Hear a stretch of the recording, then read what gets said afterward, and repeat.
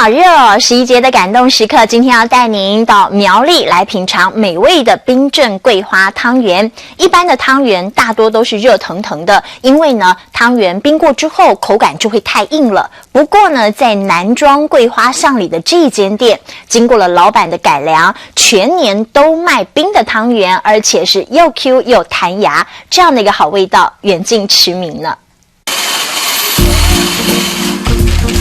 手摇的传统制冰机，冰冰凉凉，再配上新鲜的水果，而金字招牌是它白玉汤圆。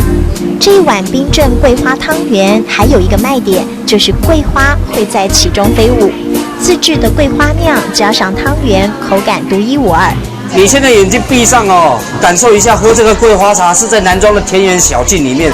大家的疑问是，汤圆不是应该要热腾腾的吗？放在冰品上头不会变硬吗？看看大家吃进嘴里满足的模样，就知道这口感一样很软 Q， 绵绵的，很 Q， 很香。为什么冰汤圆也能很弹牙？老板江醒文就说，只要控制糯米的密度，就可以让汤圆保持口感。只是光是调整密度，就让它吃足苦头了。所以我常常以前刚开始试的时候啊，一天吃了差不多好几碗哦。那统计起来，花费上的时间已经做失败了有非常多次，记不清了。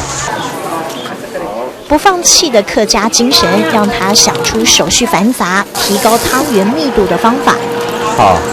它会一直延长，所以说这是完全100%的纯糯米成品的部分是密度是比这高的，因为它还要经过我们机器高压挤压出来的，挤压出来的东西你就会感受到不一样。热滚滚的汤圆煮熟之后，得要马上冰镇，这样的话，不论热的还是冰的，都能香香 QQ 的。变的东西其实要缩起来啊，缩起来的时间硬该扮演，咬下落去是给它球凸啊，是展现出来的。传承妈妈的手艺再改良，让她的冰镇桂花汤圆远近驰名。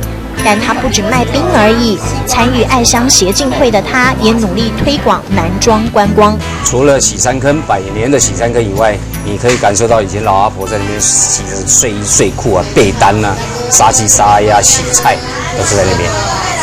跟游客有说有笑的，让它成了桂花巷里的活招牌。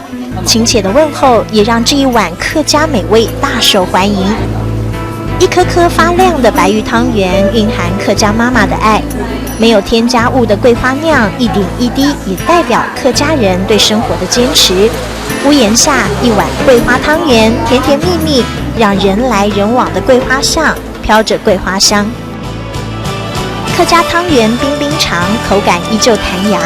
桂花蜜酿甜蜜蜜，碗中尽自飞舞。桂花巷里消暑的口感，老板应景坚持，放送凉凉的感动时刻。